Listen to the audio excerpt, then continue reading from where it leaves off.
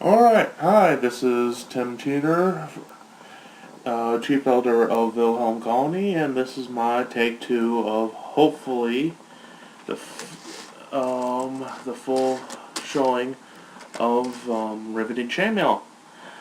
Now, there's there's two really different types of chainmail. You got your butted and your riveted. In my last video I showed you what butted looks like, and it's just a standard 16 gauge butted chainmail.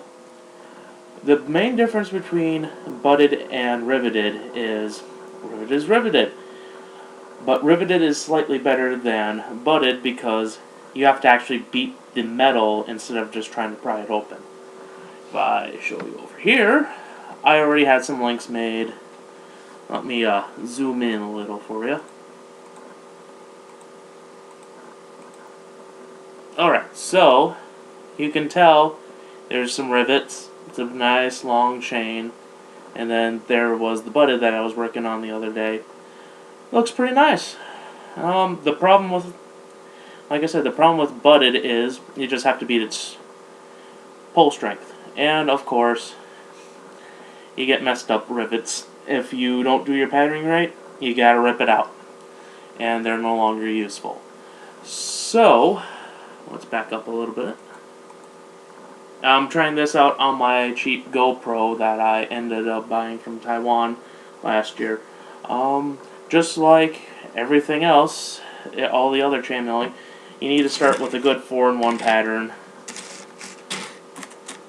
Well, this is like a 2. Well, I gotta show you how to do some rings, so set this down. Yeah, I just had Taco Bell. I love the place. Awful for me, but I love it. So you start off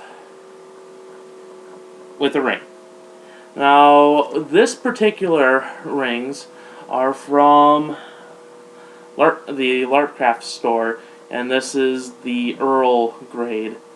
I just prefer the flat rings. They are more historically accurate and they look better. And it's the great thing with riveted is they're really easy to take care of.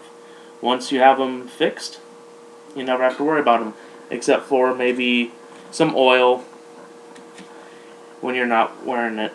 When you're wearing it, everything's fine. You may want to oil it before you go into the ring, though, and then dry it off promptly. Alright, so you take the ring, and then you get these little tiny rivets. Really small, really hard to see on this camera, really hard to see in general. So you fit it through the hole that they have for you, and you take this one, this tool. This is in the actual Lartcraft store as well, and this one's about like $28.50.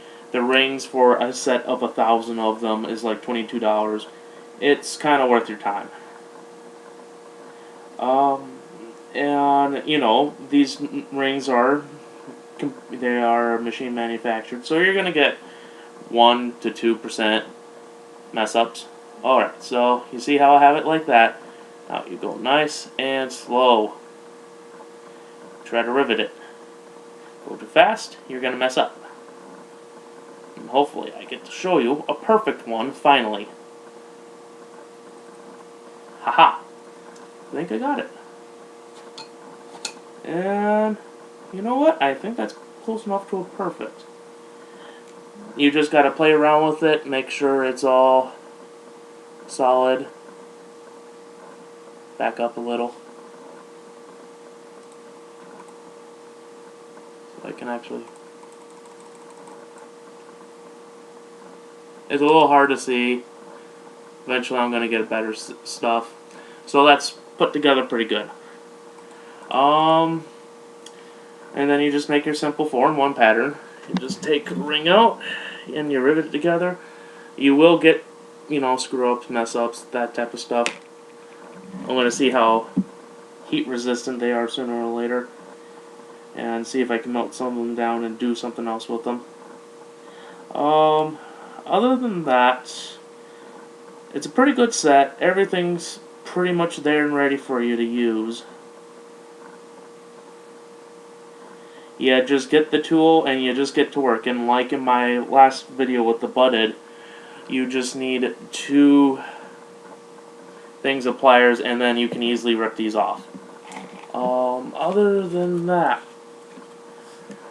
there's another reason why I am going with riveted. People go, oh, butted is just as good. No. In my line of work, I work as a Viking at the Renaissance Festival. So I use for 7 weekends in a row, I'm in my gear for at least 13 hours a day.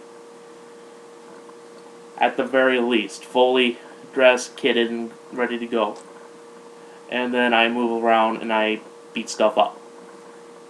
So I use my gear pretty harshly. And you heard that crack, that means I did it wrong.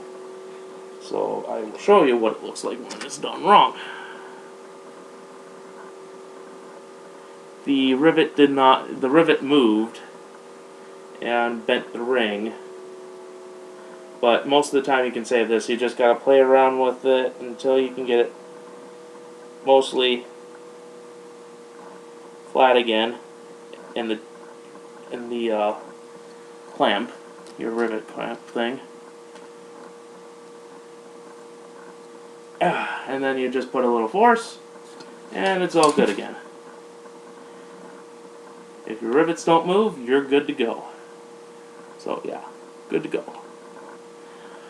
And so, if anyone's out there going, I need someone to test my stuff, and I need it to be tested good, send it to me. I'll make sure it's put through its paces, probably better than anyone else for a while. The only thing I request is no latex. With my I have a couple people in my Viking group that's allergic to latex. That's one of our big no-no things to have around. But we're looking to do demo videos and all that stuff of fighting techniques and all that. So I would much prefer to have foam weapons or anything like that instead of our other stuff, our other weapons that are metal weapons that aren't sharp. It's why I'm making this chainmail. It's for my general safety, and hopefully I get to make a good video about the day I survived getting stabbed. That's why I'm not ever going to use this. I'm using this.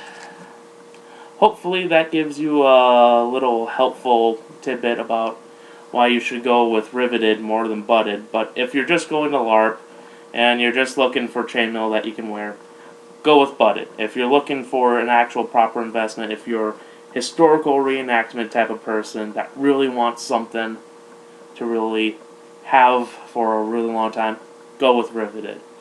Obviously, like everything else, it requires time and effort, and right now I work at a part-time job and my time is worth $9 an hour. That's how much my time is worth. So when you start thinking about, well, is it worth me making this? If you don't work, then yeah, it's worth you making this. What else are you going to do with your time? Sitting around and play video games? At least with here, you're doing something. And I'll have links to the stores where you can buy this stuff. At least the tool is actually properly on there. So you go through the tool, you'll find the rings. They have the more rounded rings and then the flat rings. When in doubt, just go flat. It's the more accurate one. Other than that, that's pretty much it. This is Tim signing off.